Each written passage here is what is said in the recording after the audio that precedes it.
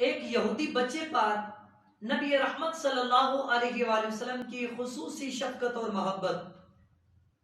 حضرت انس بن مالک رضی اللہ تعالیٰ عنہ آپ سے مروی حدیث پاک ہے، اور اس حدیث پاک کو امام بخاری رحمت اللہ تعالیٰ علیہ نے بخاری شریف میں ذکر کیا اور پھر الادب المفرد میں بھی ذکر کیا۔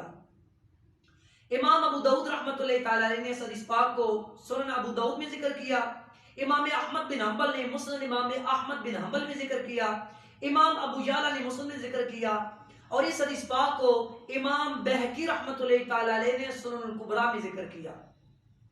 آپ فرماتے ہیں کہ ایک یہودی بچہ حضور نبی کریم صلی اللہ علیہ وآلہ وسلم کا غلام تھا، آپ کی خدمت کیا کرتا تھا۔ وہ بیمار ہو گیا تو حضور نبی کریم صلی اللہ علیہ وآلہ وسلم اس کے ہاں اس کی تیمارداری کے لیے، اس کی عیادت کے لیے تشریف لائے۔ جب آپ تشریف لائے تو آپ اس کے سر کی طرف بیٹھ گئے اور بیٹھ کر حضور نبی کریم صلی اللہ علیہ وآلہ وسلم نے ارشاد فرمایا اسلام قبول کر لو۔ جب یہ بات کی تو اس نے اپنے والد کی طرف دیکھنا شروع کر دیا۔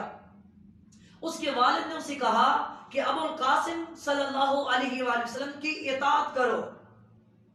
پھر اس نے کلمہ پڑھا اور کلمہ پڑھ کے وہ مسلمان ہو گیا۔ جب وہ مسلمان ہوا تو حضور نبی کریم صلی اللہ علیہ وسلم کا چہرہ اقدس فرط محبت سے گلاب کی مانند کھل اٹھا، اور آپ یہ کہتے ہوئے باہر تشریف لائے الحمدللہ الذی انقذہ من النار، تمام تعریفیں اللہ رب العالمین کے لیے ہیں کہ جس نے اس کو جہنم کی آگ سے بچا لیا۔